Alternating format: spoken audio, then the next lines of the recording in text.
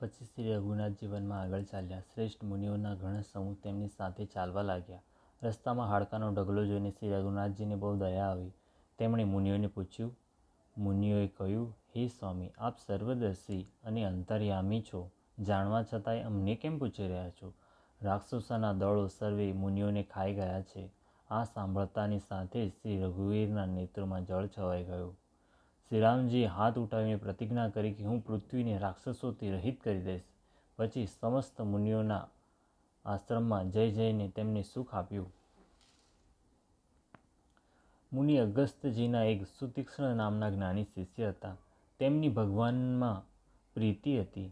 તેઓ મન, વચન અને કર્મથી શ્રીરામના ચરણોના સેવક હતા. તેમને સ્વપ્નમાં પણ બીજો કોઈ દેવતાનો ભરોસો ન હતો. તેમણે પ્રભુનું આગમન જ્યારે કાનેથી સાંભળ્યું કે તરત જ અનેક પ્રકારના મનોરથ કરતા તેઓ આતુરતાથી દોડી ચાલ્યા.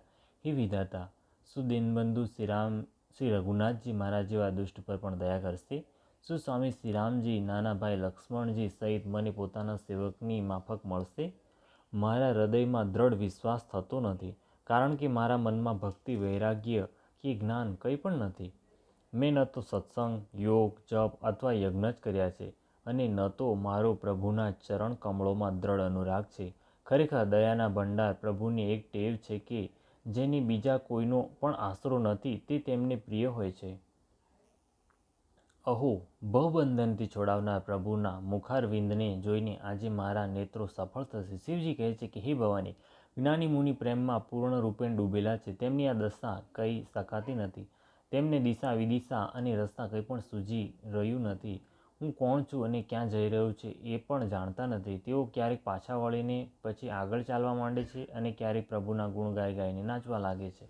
મુનિની પ્રગાઢ પ્રેમ ભક્તિ પ્રાપ્ત કરી લીધી. પ્રભુ શ્રીરામજી વૃક્ષની આડમાં છુપાઈને જોઈ રહ્યા છે. મુનિનો અત્યંત પ્રેમ જોઈને ભવ ભયને હરનારા શ્રી રઘુનાથજી મુનિના હૃદયમાં પ્રગટ થઈ ગયા.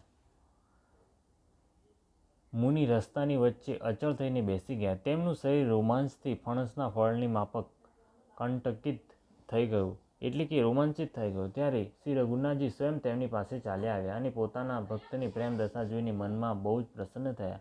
શ્રીરામજીએ મુનિને અનેક પ્રકારે જગાડ્યા, છતાંય મુનિ જાગ્યા નહીં, કારણ કે તેમને પ્રભુના ધ્યાનનું સુખ પ્રાપ્ત થઈ ગયું હતું. પછી શ્રી રામચંદ્રજીએ પોતાના રાજરૂપને છુપાવી દીધું અને તેમના હૃદયમાં પોતાનું ચતુર્ભુજ રૂપ પ્રગટ કર્યું. પછી પોતાના ઈષ્ટદેવ સ્વરૂપ અંતર્ધ્યાન થતાં જ મુનિ એવા વ્યાકુળ થઈને ઉઠ્યા જેમ શ્રેષ્ઠ સર્પ મણિ વિના વ્યાકુળ થઈ જાય છે. મુનિએ પોતાની સામે સીતાજી અને લક્ષ્મણજી સહિત શ્યામ સુંદર વિગ્રહ સુખધામ શ્રી રામચંદ્રજીને જોયા. પ્રેમમાં મગ્ન થયેલા મહાભાગ્યશાળી શ્રેષ્ઠ મુનિ શ્રીરામજીના ચરણોમાં લાકડીની જેમ ઢળી પડ્યા. શ્રીરામજીએ પોતાની વિશાળ ભુજાઓથી પકડીને તેમને ઉઠાવી લીધા અને પરમ પ્રેમથી હૃદય સરસા ચાપી રાખ્યા.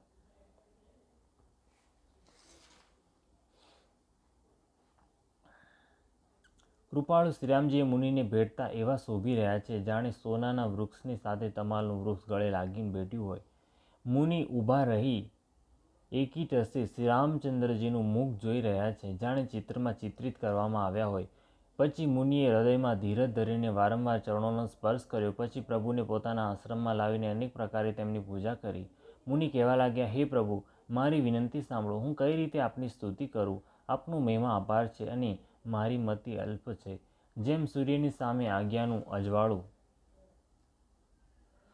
હે નીલકમળના ભંડાર, શ્યામ સમાન શ્યામ શરીરવાળા, હે જટાઓનો મુગટ અને મુનિઓના વલ્કલ વસ્ત્ર પહેરેલા, હાથોમાં ધનુષ બાણ ધારણ કરેલા તથા કમર પર ભાથા બાંધેલા શ્રીરામજી, હું આપને નિરંતર નમસ્કાર કરું છું. જે મોહરૂપી ગાઢ વનને બાળી નાખવા માટે અગ્નિ છે, સંતરૂપી કમળોના વનને પ્રફુલ્લિત કરવા માટે સૂર્ય છે, રાક્ષસરૂપી હાથીઓના સમૂહને પછાડવા માટે સિંહ છે અને ભવરૂપી પક્ષીને મારવા માટે બાજ રૂપ છે, તે પ્રભુ શ્રીરામજી સદા મારી રક્ષા કરો. હે લાલ કમળના સમાન નેત્ર અને સુંદર વેશવાળા, સીતાજીના નયનરૂપી ચકોર માટે ચંદ્રમા, શિવજીના હૃદયરૂપી માનસરોવરના બાળહંસ, વિશાળ હૃદય અને બાહુવાળા શ્રી રામચંદ્રજી, હું આપને નમસ્કાર કરું છું. જે સંશયરૂપી સર્પને ગળી જવા માટે ગરુડજી છે, અત્યંત કઠોર તર્કથી ઉત્પન્ન થનાર વિષાદનો નાશ કરનાર છે, આવા ઘમંડને ટાળનાર અને દેવતાઓના સમૂહને આનંદ આપનાર છે, તે કૃપાના સમૂહ શ્રી રામજી સદા મારી રક્ષા કરો. હે નિર્ગુણ સગુણ વિષમ અને સમરૂપ, હે જ્ઞાન વાણી અને ઇન્દ્રિયોથી અતીત, હે અનુપમ નિર્મળ સંપૂર્ણ દોષ રહિત અનંત તેમજ પૃથ્વીનો ભાર ઉતારનારા શ્રી રામજી, હું આપને નમસ્કાર કરું છું.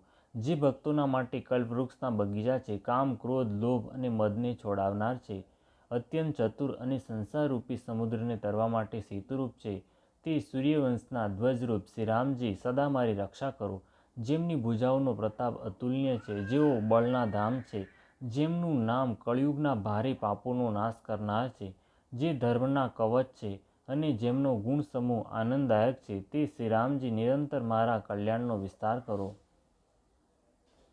જો કે આપ નિર્મળ વ્યાપક અવિનાશી અને સર્વના હૃદયમાં નિરંતર નિવાસ કરનારા છો, તથાપિ હે કરારી શ્રી રામજી, લક્ષ્મણજી અને શ્રી સીતાજી સહિત વનમાં વિચરનારા આપ આ જ રૂપે મારા હૃદયમાં નિવાસ કરો. હે સ્વામી, જે લોકો આપને સગુણ નિર્ગુણ અને સૌના હૃદયમાં રહેનારા અંતર્યામી જાણતા હોય, તે એવા જ જાણ્યા કરે. મારા હૃદયમાં તો કૌશલપતિ કમલનયન શ્રી રામજી છે, એ જ પોતાનું નિવાસ બનાવો. ભૂલથી એવું અભિમાન ન છોડી દેવાય કે હું સેવક છું અને શ્રી રઘુનાથજી મારા સ્વામી છે. મુનિના વચન સાંભળીને શ્રી રામજી મનમાં બહુ જ પ્રસન્ન થયા. પછી હરખાઈને શ્રેષ્ઠ મુનિને પુનઃ હૃદય ચાપી દીધા અને કહ્યું, હે મુનિ, મને પરમ પ્રસન્ન જાણો. તમે જે વર માંગો તે જ હું તમને આપું.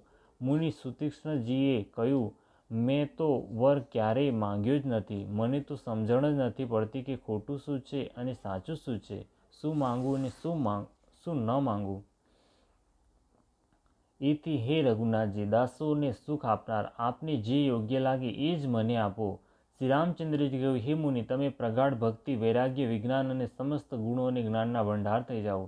ત્યારે મુનિ બોલ્યા, પ્રભુએ જે વરદાન આપ્યું તે તો મને મળી ગયું. હવે મને જે સારું લાગે છે તે આપો. હે પ્રભુ શ્રી રામજી, નાના ભાઈ લક્ષ્મણ અને શ્રી સીતાજી સહિત ધનુષ બાણધારી આપ મારા નિષ્કામ હૃદયરૂપી આકાશમાં ચંદ્રમાની માફક સદા નિવાસ કરો. એવમસ્તુ કહીને લક્ષ્મી નિવાસ શ્રી રામજી આનંદિત થઈને અગસ્ત્ય ઋષિની પાસે ચાલ્યા. ત્યારે સુતીક્ષ્ણજી બોલ્યા, ગુરુ અગસ્ત્યજીના દર્શન કરીએ અને આ આશ્રમમાં આવીએ મને ઘણા દિવસો થઈ ગયા. હવે હું પણ પ્રભુ આપની સાથે ગુરુજીની પાસે આવું છું. એમાં હે નાથ, આપ પર મારો કોઈ અહેસાન નથી. મુનિની ચતુરતા જોઈને કૃપાનિધાન ભક્તોના ભક્ત પ્રભુ શ્રી રામચંદ્રજી તેમને સાથે લઈ લીધા અને બંને ભાઈ હસવા લાગ્યા.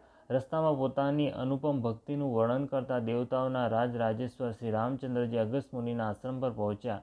સુતીક્ષ્ણજી તરત જ ગુરુ અગસ્ત્યજીની પાસે ગયા અને દંડવત કરીને એવું કહેવા લાગ્યા, હે નાથ, અયોધ્યાના રાજા દશરથજીના કુમાર જગદાધાર શ્રી રામચંદ્રજી નાનાભાઈ લક્ષ્મણજી અને શ્રી સીતાજી સહિત આપને મળવા આવ્યા છે, જેમનો હે દેવ આપ રાત દિવસ જપ કરતા રહો છો.